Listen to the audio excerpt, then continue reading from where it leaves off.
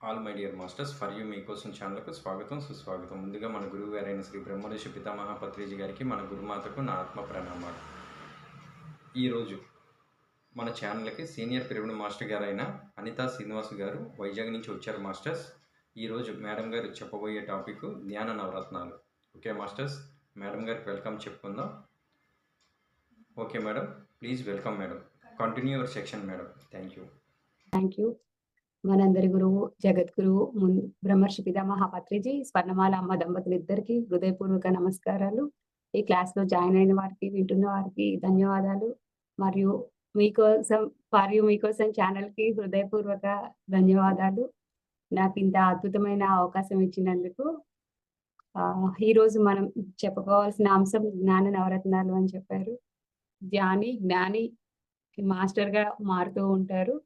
ప్రతి ఒక్క ధ్యానంలోకి ప్రవేశించగానే మొదట నేర్చుకోవాల్సినవి మన పిరమిడ్ స్పిరిచువల్ సొసైటీస్ మూవ్మెంట్ నుంచి జ్ఞాన నవరత్నాలు అని చెప్పుకోవచ్చు. ఈ జ్ఞాన నవరత్నాలని మనం నేర్చుకొని ఆచరిస్తే విడిగా మాలలు ఎలా అయితే ధరిస్తామో ఇవి కూడా జ్ఞాన నవరత్నాలు మాలని మనం స్వీకరించాలి. వేసుకొని చెప్పటము చేయటము వలన మనలో ఉన్న జ్ఞానం ఇంకా వృద్ధి చెందుతుంది. ఆత్మే పరబ్రహ్మము, జీవుడే దేవుడు, దేహమే దేవాలయం, సమయమే సాధన, సహనమే ప్రగతి, అనుభవమే జ్ఞానము. మీ అందరికీ ఇవి తెలుసు. వరుసగా 9 చెప్పుకుంటూ వెళ్తాము. ఈ జ్ఞాన నవరత్నాలని ముందు ఆత్మే పరబ్రహ్మం అని చెప్తున్నారు. ఆత్మే పరబ్రహ్మం ఎప్పుడవుతుంది? ఈ విశ్వం అంతా వ్యాపించి ఉన్న పరబ్రహ్మ తత్వము, నాలో ఉన్న తత్వము ఒకటి ఎప్పుడవుతుంది? అది తెలుసుకున్నప్పుడు మనలో ఉన్నది, బయట ఉన్నది అంతా ఒకటే అనుకున్నప్పుడు ఆత్మే పరబ్రహ్మము అన్నది మనం తెలుసుకోగలుగుతాము. కానీ అది మనకి కేవలం నోటితో చెప్తాము కానీ అనుభవంలో తెలియదు. మనం ఎప్పుడైతే సాధనలో ప్రవేశించిన తర్వాత సజ్జన సాంగత్యం చేసుకుంటూ మన సాధన ఎంతగా చేసుకుంటూ ఉంటే అప్పుడు మనకి తెలుస్తుంది. అంతా వ్యాపించి ఉన్న పరబ్రహ్మమే నాలో కూడా ఉంది అని తెలిసినప్పుడు మనం ఆత్మే పరబ్రహ్మము అనుకుంటాము. వేదాలలో 4 మహావాక్యాలు ఉన్నాయి. అహం బ్రహ్మాస్మి, తత్వమసి, అయమాత్మ, ప్రజ్ఞానం బ్రహ్మ. ఆత్మతత్వము గురించి ఈ వేదాలలో ఈ 4 మహావాక్యాలని మనకి ఏదైతే చెప్పారో చిదాకాశము, ఘటాకాశము, ఈ శరీరాన్ని ఘటాకాశం అనుకుంటే బయట వ్యాపించి ఉన్నది మన దేహంలో ఉన్నది పరమాత్మ తత్వము అని మనం అప్పుడు దానిని అనుభవంలోకి పొందుతాము. ఆ అనుభవం ఎప్పుడైతే మనకి అనుభవ జ్ఞానం వస్తుందో మనం దానిని ఒక జ్ఞాన నవరత్నాన్ని మనం అనుభవంగా స్వీకరించేస్తాం. ఆ నవరత్నం ధరించవచ్చు మనం. అలాగా మనం ఈ 4 మహావాక్యాలను కలుపుకొని మనం తెలుసుకుంటామన్నమాట. నేను ఏదో నువ్వు అదే అయి ఉన్నావు తత్వమసి అని అర్థం చెప్తారు. అయమాత్మ బ్రహ్మ, ప్రజ్ఞానం బ్రహ్మ ఇలా అంతా. గ్రంథాలలో ఉన్నదాన్ని మనం బట్టి చదివి నేర్చుకుంటే అప్పుడు అది వేదాంతమే అవుతుంది. మనకి వేదాంతం గురించి చాలా రకాలుగా చెప్తూ ఉంటారు. ఎప్పుడైతే మనం అనుభవపూర్వకంగా శ్వాస మీద ధ్యాస పెట్టి దానిని ఆచరణలో పెట్టి తెలుసుకుంటామో అప్పుడు యోగమూర్తులు అంటారు. ఆత్మ, పరమాత్మ, ఆత్మతత్వము, పరబ్రహ్మతత్వము అంతా కలిపి దానిని మనం అనుభవపూర్వకంగా తెలుసుకోవటమే మొదటి జ్ఞాన నవరత్నం. ఆత్మే పరబ్రహ్మం, జీవుడే దేవుడు. జీవుడే దేవుడు అన్నది ఎప్పుడు తెలుస్తుంది మనకి? అది తెలిసిన తర్వాత ఇది మనకి అనుభవపూర్వకంగా తెలుస్తుంది. బ్రహ్మమనంగా వేరే లేదు, మన లోపల ఉన్నదే బ్రహ్మము అన్నది ఎప్పుడైతే తెలుసుకుంటామో మనకి చెప్తూ ఉంటారు బ్రహ్మమనంగా వేరే లేదు, పరబ్రహ్మం బయట లేదు, తనలోనే సర్వం ఉండగా బయట వెతుకుతూ ఉంటారు. అలా వెతకవద్దు, మన లోపల మన ప్రయాణం చేసినప్పుడు అది మనకి తెలుస్తుంది అని చెప్పేసి వేమన గారు.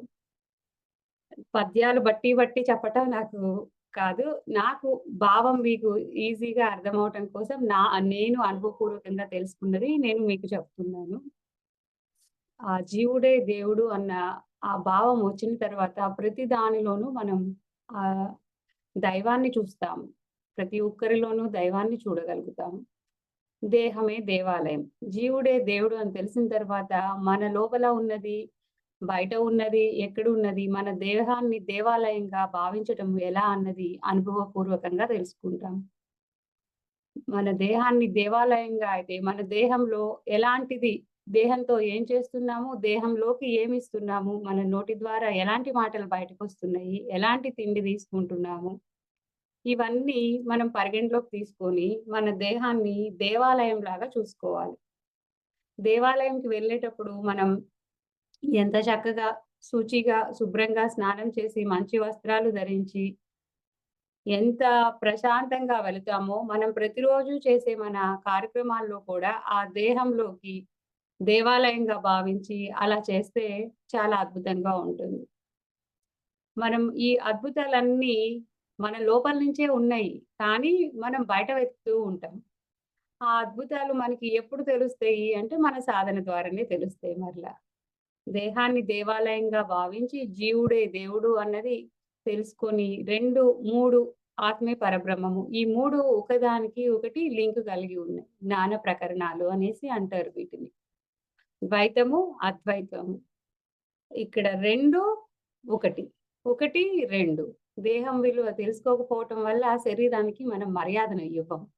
కానీ ఎప్పుడైతే శరీరానికి మర్యాదనిస్తూ, ఆ దేహాన్ని దేహం లోపల జరిగేదానికి, దేహానికి విలువిస్తామో, అప్పుడు మనం ఆ యోగత స్థితిలో దేహాన్ని దేవాలయంగా భావించినప్పుడు, జీవుడే దేవుడని తెలుసుకున్నప్పుడు, ఆ ఫలితం ఇంకా అద్భుతంగా ఉంటుంది. ఈ 1, 2, 3 ఈ జ్ఞాన నవరత్నాల్ని మనం వాటి గురించి ఇంకా ఆలోచించక, చక్కగా మాలలాగా ధరించడానికి సిద్ధం చేసుకుంటాం. ఏదైనా ప్రాక్టికల్‌గా తెలుసుకున్నప్పుడు మనకి దాని గురించి ఇంకా పట్టు వస్తుంది. అలా కాకుండా బట్టి చేసినప్పుడు దాని గురించి మనకి పట్టు రాదు. ఫస్ట్ ఈ బ్రహ్మ పదార్థం అంటే ఏంటి? అసలు పదార్థం ఏంటి? మనమేంటి? ఇవన్నీ మనకి ఒకదానికి ఒకటి లింక్ అయ్యే ఉంటాయి. ఇక నాలుగవది శ్వాసే గురువు. మనకి ఎవరి పట్లైనా గౌరవం ఉందనుకోండి, మనం వాళ్ళని గురువు గారు అని పిలుస్తూ ఉంటాం. ఇక్కడ మనకి ఒక్కొక్కరికి ఒక్కొక్కరి మీద గురి ఉంటుంది. కొంతమంది గురియే గురువు అని చెప్తూ ఉంటారు. ఊపిరిలోనే గ ఊపిరిలోనే గని ఉంది యోగీశ్వరులకి అనేసి మనకి అన్నమాచార్యుల వారు చెప్తారు. ఆ ఊపిరిని పట్టుకుంటే అన్నీ వచ్చేసినట్లే అని చెప్తారు. నేను నా గురువు చెంత 12 సంవత్సరాలున్నాను అని మనకి షిరిడీ సాయి వారు చెప్తారు. షిరిడీ వెళ్ళినప్పుడు అక్కడ ఆ మందిరం దగ్గర కింద ప్రాంగణం చెట్టు కింద అది అక్కడ ఆయన అక్కడ ఉండి 12 సంవత్సరాలు సాధన చేశారని చెప్తారు. నీ గురియే నీ గురువు అని చెప్తారు. మన బ్రహ్మర్షి పితామహ పత్రిజీ గారు శ్వాసే గురువు అని చెప్పారు. శ్వాస యొక్క విశిష్టత ఎంత ఉందో చూడండి. ఎంత అద్భుతంగా చెప్తున్నారు. ఆ శ్వాస గురువుని మనం ఎప్పుడైతే పట్టుకుంటామో, మన లోపలికి మన ప్రయాణం మొదలవుతుందో అద్భుతాలన్నీ చూస్తూ ఉంటాం. సీతామాత అరణ్యంలో చేసింది కూడా ఆ సాధనే అనేసి మనకి చెప్తూ ఉంటారు.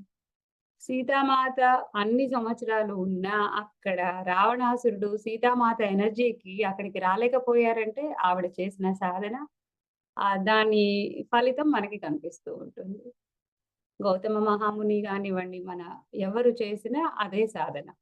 శ్వాసయే గురువు, సమయమే సాధన. ఎంత మనం సమయం కేటాయించుకుంటే అంతగా ఆ సాధనకి ఫలితం ఉంటుంది. 50 సంవత్సరాల వాళ్ళు 50 నిమిషాలు, 10 సంవత్సరాల వాళ్ళు 10 నిమిషాలు ఎంత మనం సమయం ఇచ్చుకుంటూ ఉంటే అంతగా మనకి సాధనకి మార్గం తేలిక అవుతుంది. అందుకే చిన్నప్పటి నుంచే పిల్లలకి మనం అలవాటు చేయాలి.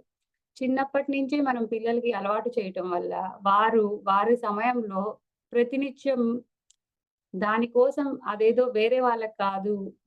రోజు అన్నం ఎలా తింటున్నామో, స్కూల్‌కెలా వెళ్తున్నామో, అలాగే ఇక్కడ మనం ధ్యానం చేసుకోవడం కూడా అది ఒక మన నిత్య జీవితంలో భాగం అన్నది అర్థమవుతుంది.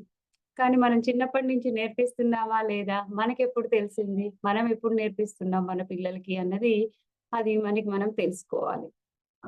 ఎంతగా మన సాధన ఉంటే అంతగా మనం అభివృద్ధి చెందుతాం. మన సాధన వలన మన ఇంట్లో మన పిల్లలు, మన పెద్దవాళ్ళు ఎవరైతే ముందు సాధనలోకొచ్చారో మిగిలిన వారికి కూడా ఆ ఫలితం తప్పనిసరిగా కనిపిస్తుంది.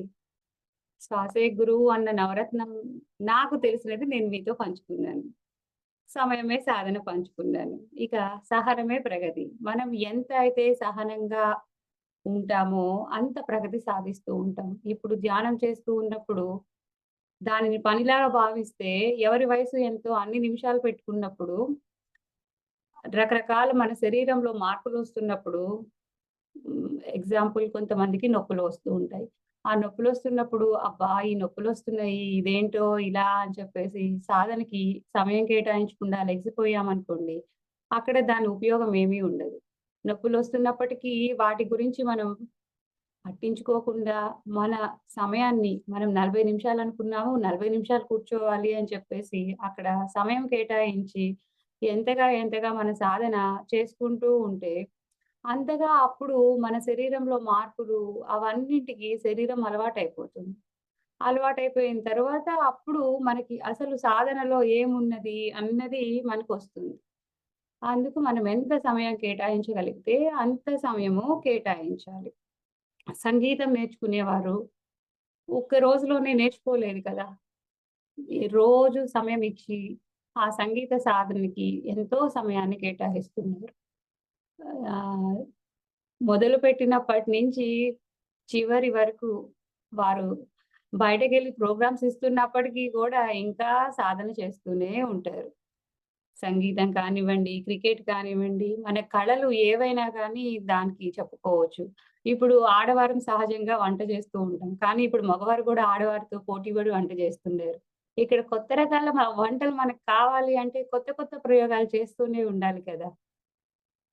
మనకి ఎంత ప్రయోగాలు చేస్తుంటే ఈరోజు టమాటా పప్పు చేస్తాం. రేపు టమాటాని ఇంకో దాంట్లో ఏసి చేసి ఇంకో కూర చేస్తాం. ఒకరోజు వంకాయతో కలుపుతాం. ఒకరోజు ములక్కాయతో కలుపుతాం. టమోటా అన్నింటిలో ఉంటుంది. ఎన్నో రకాలు చేసుకోవచ్చు. అలా మనం కొత్త క్రియేటివిటీ ఆలోచనలు.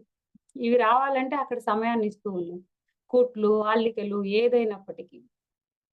అలాగే ఇక్కడ మన సాధనకు కూడా ఎంత సమయాన్నిచ్చామంటే, అంత మనకి ఉపయోగం అయిపోతుంది. అలా కాకుండా నేనిలా చేయలేను, అలా చేయలేను అంటే మనకి ఫలితం ఉండదు. ఎంత ఫలితం కావాలి అంటే అంత సాధన పెట్టాలి. అంత సాధన పెట్టాలి అంటే అంత సమయాన్ని కేటాయించుకోవాలి. అంత పెట్టుకున్నప్పుడే మనకి ఆ సహనం వలన మన ప్రగతి బయటకొస్తుంది. ఎంత సహనంగా ఉంటే అంత. ఓర్చుకున్న వాడికి ఓర్చుకున్నంత అని చెప్తూ ఉంటారు కదా! నేర్చుకోవాలంటే ఓర్చుకోవాలి అనేసి. అలాగా ఎంత నేర్చుకోవాలనుకుంటే మనం అంత ఓర్చుకున్నట్లు ఇక్కడ మనం ఎంత సమయాన్నిచ్చామంటే అంత. సహనమే ప్రగతి. అనుభవమే జ్ఞానం. ఇవి ఒకదానికి ఒకటి మరలా అనుభవం. ఈ మొదటి దాని నుంచి రెండో దానికి, రెండో దాని నుంచి మూడో దానికి ఇక్కడ మనం ఎంత సహనంగా ఉన్నామో, ఆ సహనం వలన ఇక్కడ మనకి అనుభవం వస్తుంది. ఇప్పుడు మనకి ధ్యానంలో రకరకాల అనుభవాలొస్తూ ఉంటాయి.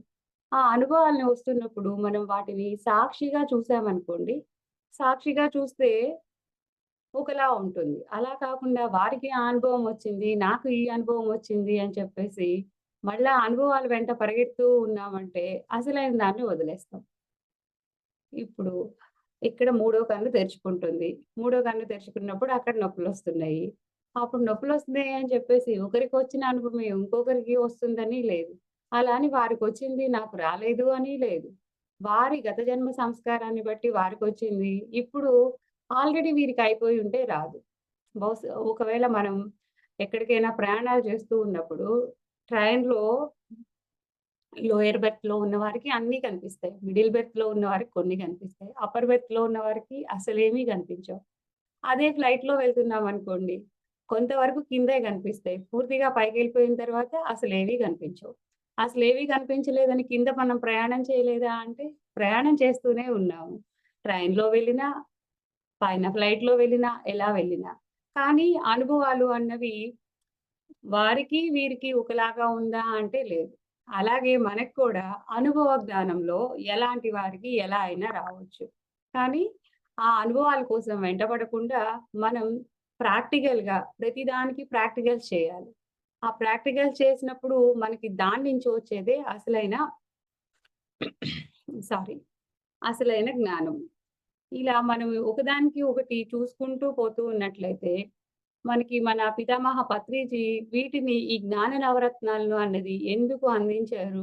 వీటి వలన మనకి ఏం ఉపయోగం ఉంది? ఏం చేస్తుంటే ఏది ఫలితం వస్తుంది అన్నది ఒకదానికొకటి మరలా కనిపిస్తూ ఉంది.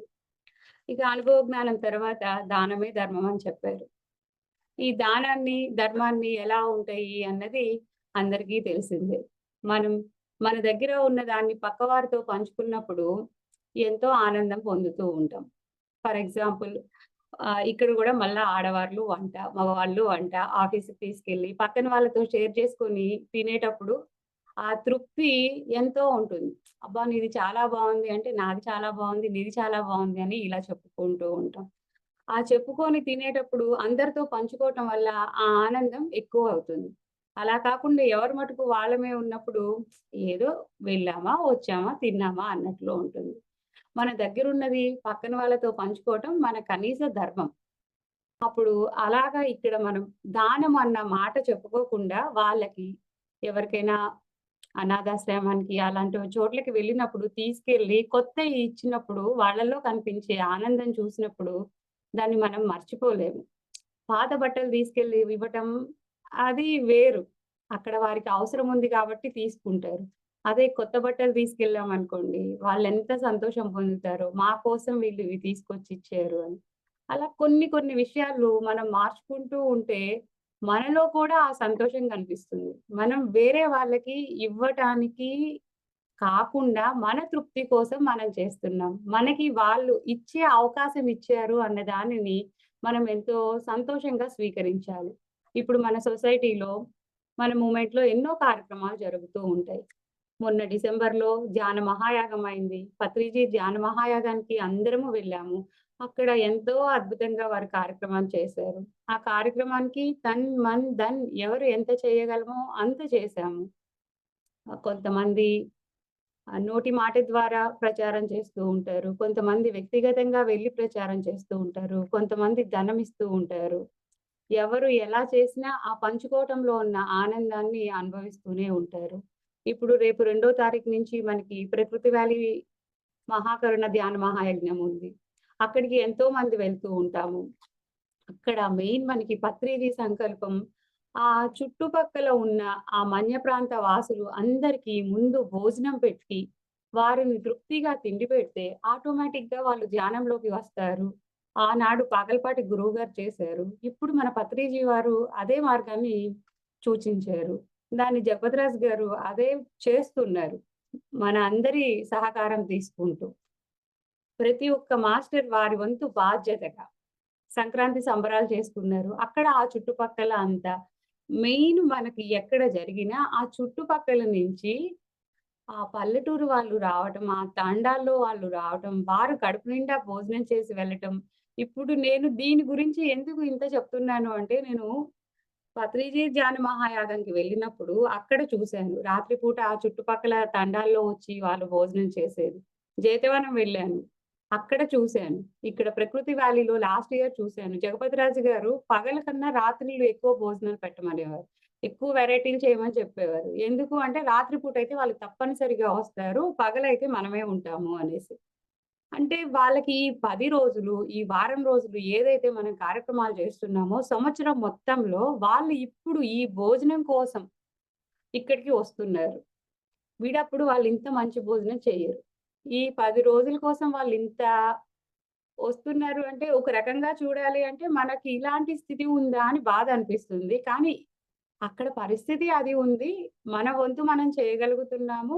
వారు చేస్తున్నారు. వెనక మనం సహకారం అందించాలి. మన గురువుగారు తలపెట్టిన కార్యక్రమం ఇది. గురువుగారు చెప్పారు అంటే దాని వెనక ఎన్నో కారణాలుంటాయి. ఏదీ లేకుండా పత్రి గారు చెప్పరు అనేసి అది కొనసాగిస్తుంటారు. మన మాస్టర్స్ అందరూ. మనందరం దానికి విశేషంగా మళ్ళా సహకరించాలి. ఇక్కడ ఈ దానమే ధర్మము అన్న దానిని ఎంత మనం మన వంతు బాధ్యతగా మనం చేయగలిగితే అదే మనకి పుణ్యము. ఇక్కడ మళ్ళా మనం ఆ పుణ్యాన్ని ధర్మమే పుణ్యాన్ని దానము మన ధర్మం అనుకున్నప్పుడు మాత్రమే ఈ ధర్మమే పుణ్యం మనకి వస్తుంది. ఎంత ధర్మము ఇందాక అనుకున్నట్లు మనం మన ఉన్న ఆదాయంలో పదో వంతుని తీసి పక్కన పెట్టుకొని, ఒక్కొక్క కార్యక్రమానికి ఒక్కొక్కటి. దీనికి ఉదాహరణ నేను చెప్తాను. ఎక్కువ నేను ఇది ఈ జ్ఞాన నవరత్నాలు పత్రిజీ ఇచ్చారు. ఆ బుక్ చదివితే మీకందరికీ బాగా అర్థమవుతుంది. కానీ నేను ఉదాహరణలు ఎందుకు చెప్తున్నాను అంటే, నా దగ్గరికి వచ్చినయి, నేను పాటించినయి ఇవి కాబట్టి నేను ఈ ఉదాహరణలు చెప్తున్నాను. దయచేసి ఆ బుక్ అందరూ చదవండి. జ్ఞాన నవరత్నాలు. ఆ నవరత్నాల మాలని అందరూ ధరించాలి. ఈ ధర్మమే పుణ్యము ఇక్కడ నేను ఇది మళ్ళా చెప్తున్నాను. ఎందుకు అంటే లాస్ట్ 2 ఇయర్స్ బ్యాక్ నేను పేరవరం వశిష్ఠ గౌతమి పిరమిడ్ అక్కడ రిసెప్షన్ విభాగంలో ఉన్నప్పుడు, అక్కడ పనిచేసినప్పుడు పెద్ద వయసు వారు, ఆయనకి చదువు గూడా రాదు. ఇద్దరు, ముగ్గురు కలిసొచ్చారు. ఆహ్, చిన్న మూటలాగా పెట్టుకున్నారు డబ్బులు. దాంట్లో నుంచి కొంత డబ్బు పిరమిడ్ నిర్మాణానికి, కొంత డబ్బు అన్నదానానికి, కొంత డబ్బు పీఎంసీకి ఇలా ఒక్కొక్కటి, ఒక్కొక్కటి తీసి ఇస్తున్నారు. అది ఎక్కువ మొత్తం గూడా కాదు. కానీ వారి తీసి ఇచ్చే అప్పుడు నాకు నిజంగా నా హృదయం మనం ఎలా ఉన్నాము? మనం కొంచెం ఇచ్చి, మనం ఇంకా జాబ్ హోల్డర్స్‌మి అలా ఉండి, వీటికే మనం చాలా ఇదిగా నేను అంతిచ్చాను, నేను ఇంతిచ్చాను అనుకుంటున్నాము. వాళ్ళు ఆహ్, ప్రతిరోజు, ప్రతిరోజు రెక్కాడితే గాని డొక్క నిండదు అన్నట్లుగా వాళ్ళని చూస్తే అలా ఉన్నారు. కానీ వాళ్ళు తెచ్చిన చిన్న మొత్తమైనా ఇన్ని రకాలుగా తీసివ్వటం చూసి నా కళ్ళు చెమర్చాయి. ఇంత ఇలాంటి వారు కూడా ఉన్నారా? అంటే మనం మన చుట్టుపక్కల ఉన్న వాళ్ళనే చూస్తాం. వాళ్ళ దగ్గరికి వెళ్ళం. వాళ్ళు అలా తీసుకొచ్చి ఇవ్వటం అది చూసి నాకు మనం కూడా వాళ్ళని చూసి ఇది నేర్చుకోవాలి. మనం దీనికిచ్చేస్తున్నాం గదా! అని జెప్పేసి ఇంకో దానికంటే ఆలోచిస్తాము. ఇప్పుడు మన కడతాల నుంచి బుక్స్ పంపించారనుకోండి, మాకిక్కడ ప్రకృతి వ్యాలీ ఉంది అనేసి అనుకుంటాం. జేతవనం వాళ్ళు అన్నా అలా అనుకుంటాం. కానీ ఆ పెద్దాయన్ని జూసిన తర్వాత వాళ్ళు ఇద్దరు, ముగ్గురు అలాగనమాట. ఒకరోజు అలా అయింది. అక్కడ ఆ 10 రోజులు కూర్చున్నప్పుడు ఈ వారం రోజుల్లో కనీసం అలాంటి వాళ్ళు రోజుకి ఓ ముగ్గురు, నలుగురన్నా నాకు కనిపించేవారు. అక్కడ కూర్చోవటం, ఆ డబ్బుల కలెక్షన్ దగ్గర, ఆ బుక్ కలెక్షన్ దగ్గర కూర్చోవటం కాదు. ఈ అనుభవ జ్ఞానం నాకు రావటం కోసం కూర్చున్నాను అన్నది అనిపించింది నాకు. వాళ్ళని చూసి ప్రతిరోజు ఉన్నదానిని చూసి వాళ్ళ వంతులో వాళ్ళు తెచ్చి అందిస్తున్నప్పుడు, మనం ఇంకొంచెం ఎక్కువ కష్టపడితే మన దగ్గర ఉన్న వాటిని మనం కూడా అలా చక్కగా పంచుకోవచ్చు. ఆహ్, వారిచ్చినటువంటి ఏదైతే ఉందో వాళ్ళు ఆశించకుండా నిష్కామ కర్మ చేస్తున్నారనిపించింది. అలాంటి వాళ్ళు కదా కర్మయోగులు. మనం ఇంకా ఇది చేస్తే అది వస్తుంది, అది చేస్తే ఇది వస్తుంది అని చెప్పేసి ఆలోచిస్తామేమో గాని, అలాంటి వాళ్ళు నిజంగా పల్లెటూళ్ళల్లో ఆహ్, ఇప్పుడు ఈ మన్యసీమ ప్రజలు కూడా ప్రకృతి వ్యాలీలో అక్కడ గూడా చూస్తూ ఉంటే, వాళ్ళు రాత్రి పూట తినటానికే వస్తారని మనం అనుకుంటాం. అక్కడ పని జేసేవాళ్ళు రూ. 10 గూడా తీసుకొచ్చి అక్కడ ఇచ్చి వెళ్ళారు. అమ్మ తీసుకుంటారా ఎంతైనా అంటే, ఎంతైనా తీసుకుంటామండి అంటే, అమ్మ ఇది రూ. 10 తీసుకుంటారో లేదోనని. మీరిచ్చిన ఒక్క రూపాయి అయినా అక్కడ ఇంత మహాయజ్ఞంలో అది భాగస్వాములవుతున్నారు మీరు. మీరిచ్చే ఒక్క రూపాయి అయినా గాని అదేమి తక్కువది గాదు. మీకివ్వాలని ఉంది చూడండి. ఆ ఇవ్వాలన్న ఉన్న గుణమే అది అని చెప్పేసి ఈ ఎవరైనా ఒకళ్ళొచ్చి 10,000 ఇచ్చినా నాకంత ఆనందం అనిపించలేదు. కానీ అలాంటి వాళ్ళొచ్చి ఒక రూ. 10 ఇచ్చినా గాని వాళ్ళ ప్యూర్ ఇంటెన్షన్‌తో వాళ్ళ ఇస్తున్న దాన్ని చూసి, ఇవ్వాలి అన్న నేచర్‌ని చూసి చాలా అద్భుతం అనిపించింది. గివింగ్ నేచర్ అన్నది ఎంత అద్భుతమో నాకప్పుడు తెలిసింది. పత్రిజీ మనకి ఆయన ఒక్క రూపాయి ఆశించకుండా ఎప్పుడు ఇలా పెట్టేసి చూపిస్తారు జేబులో ఏమీ లేదు అని జెప్పేసి. కానీ ఆయన విశ్వగురువు అయ్యారు. ఎలా కాగలిగారు? ప్రపంచం మొత్తం ఇప్పుడు ఎవ్వరైనా మన పత్రిజీ గురించి ఏదైనా అడిగారంటే శ్వాస గురు, బ్రహ్మర్షి పితామహ పత్రిజీ ఇలా చెప్తూ ఉంటారు తప్పితే ఆయన ఎక్కడ ఎప్పుడు గురువు అన్న పదం వాడలేదు. నేను గురువుని కాదు. మీ ముందున్నాను. మీరు నా వెనకున్నారు అని చెప్పారు. మీ గురియే మీ గురువు. మీ శ్వాసే మీ గురువు అని జెప్పారు. ఈ రోజుల్లో ఇప్పుడున్న కాలమాన పరిస్థితులను బట్టి ఎవరైనా ఇలాంటి వారుండారా? అక్కడ అప్పుడు పత్రిజీని చూసాం. ఆయనతో కలిసి మనం కూడా ఈ ప్రయాణం చేశామని మనం ఎంతో గర్వంగా చెప్పుకోవచ్చు. ఆయన ఇచ్చిన వాటిల్లో మనం ఏది పాటిస్తున్నాము? కనీసంలో కనీసం ఒక్కటి పాటించినా మన జన్మ ధన్యమైపోతుంది. ఇంత జ్ఞానాన్ని ఇస్తూ ఉంటారు పత్రిజీ. ఎంత చిన్న చిన్న విషయాలు ఎంత సూక్ష్మంగా చెప్తూ ఉంటారు. అంత సూక్ష్మంగా జెప్పి ప్రతి ఒక్కరిని మాస్టర్‌గా తయారు చేయాలి. చివరి ప్రాణి వరకు, చివరి ప్రాణి వరకు అందరూ శాకాహారి అయ్యేంత వరకు ఇది జరిగి తీరుతుంది అని చెప్పారంటే చూడండి. ఏ ఒక్క జీవి హింసించబడకూడదు. అది కేవలం మనందరం ఒట్టిగా నోటి మాటల ద్వారా చెప్తే సరిపోదు. మనందరం కలిసికట్టుగా పనిచేసి ఏదైతే పత్రిజీ ఆశయాలున్నాయో, ఆ ఆశయాల్ని ముందుకు తీసుకెళ్ళినప్పుడు మాత్రమే ఇవన్నీ జరుగుతాయి. ఈ పత్రిజీ మనకి బోధించిన వాటిల్లో ఈ జ్ఞాన నవరత్నాల్ని ఒక్కొక్క రకంగా మనకి చెప్తూ ఉంటారు. ఇప్పుడు నేను చెప్పిన దానికి, మనకి పత్రిజీ ఇచ్చిన దానికి సంబంధమే లేదు ఆ బుక్‌లో దానికి. నా అనుభవం అనిపించింది నేను మీతో పంచుకున్నాను. ఇలా ఎందుకు పంచుకున్నాను అంటే, పత్రిజీ ఇచ్చిన గైడ్‌లైన్స్ మనం అందరం పాటించాలి. మనం పాటించినప్పుడు మనకి తెలిసింది, మనం ఇతరులకి చెప్తున్నది, వారు ఏ విధంగా తీసుకున్నది, ఇది అంతా ఒకదానికి ఒకటి మనం చూసుకొని, అలా మనం ఎప్పుడైతే ఆచరణలోకి వస్తామో, ఇప్పుడు నా అనుభవం నాది, మీ అనుభవం మీది. ఇక్కడ చూస్తున్న వారికి ప్రతి ఒక్కరికి ఈ అనుభవాల్లో అన్ని రకాల అనుభవాల్లో ఏదో ఒకటి కనీసం టచ్ అవుతుంది.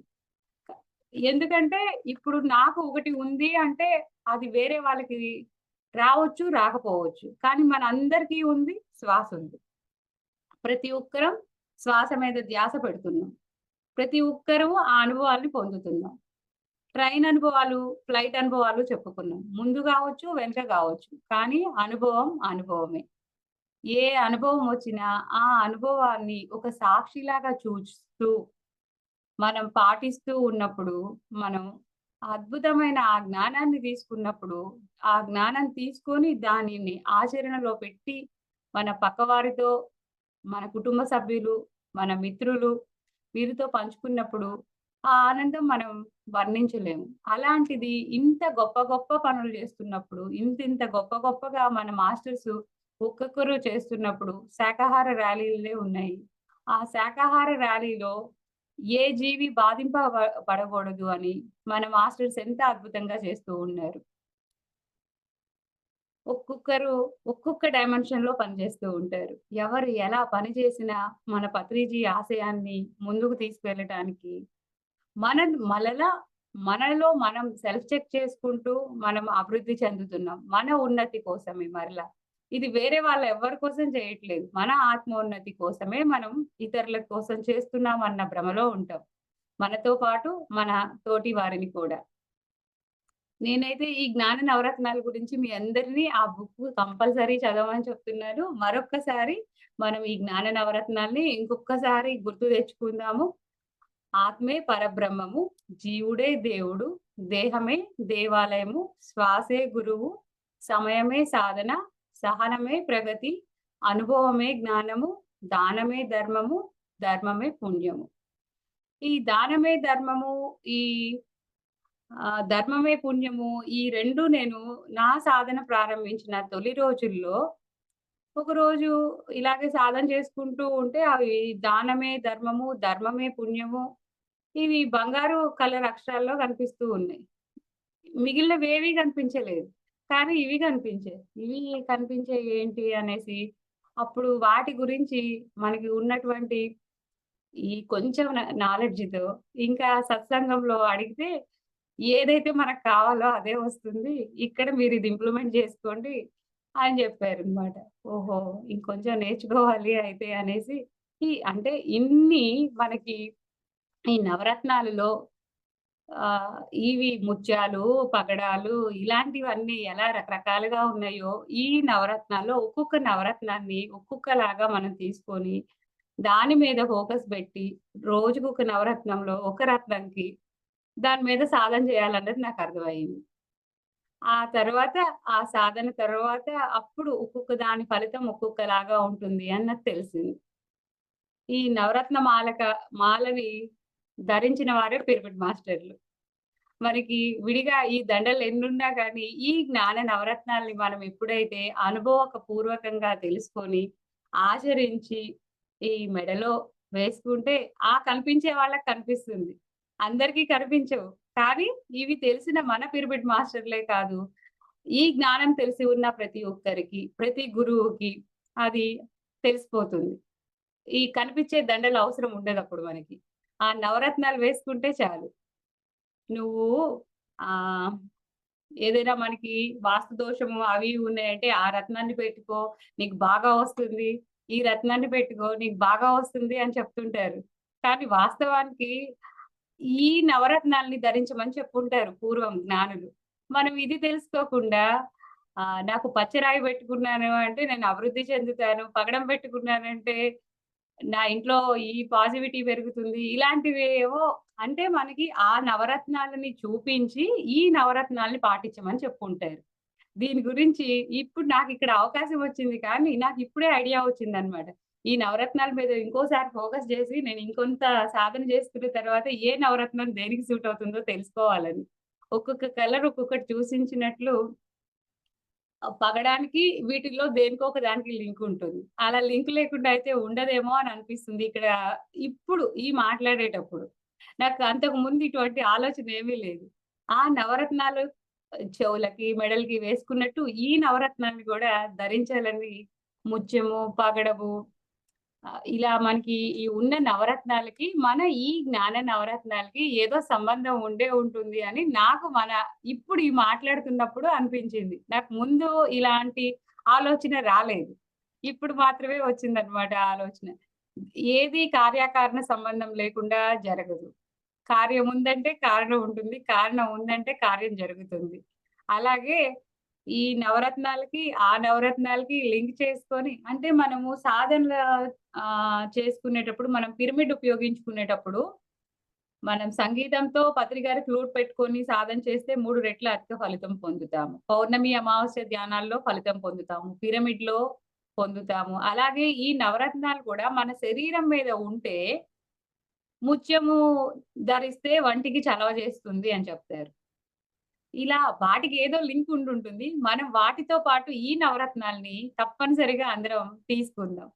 మీ అందరికీ నా మనవి. ఇప్పటికే మీరు పాటించి ఉంటే పర్వాలేదు. పాటిస్తూ ఉంటే, పాటించని వారెవరైనా ఉంటే ఈ జ్ఞాన నవరత్నాల్ని మీరు కూడా తీసుకొని, వీటి గురించి వీటి మీద సాధన పెట్టి కొన్ని రోజులు పాటించి, ఆ ఫలితాల్ని పొందిన తర్వాత నాకు చెప్తారని ఆశిస్తున్నాను. తప్పనిసరిగా జ్ఞాన నవరత్నాలు బుక్‌ని చదవండి. అక్కడ పత్రిజీ వ్యూలో ఆయన ఇచ్చిన విజ్డమ్ ఉంది. అది ఆల్రెడీ అందరూ చదివుంటారనుకుంటున్నాను. సాధన స్టార్టింగ్‌లోనే మనం ఈ జ్ఞాన నవరత్నాలు అన్న బుక్‌ని అందరూ సజెస్ట్ చేస్తూ ఉంటారు. థాంక్ యూ అండి. ఇంత అవకాశం మీరు నాకిచ్చినందుకు. Thank you madam. For you మీకోసం మన ఛానల్‌కొచ్చి ఎంతో ఆత్మజ్ఞానాన్ని అందించినందుకు thank you. Thank you. Thank you.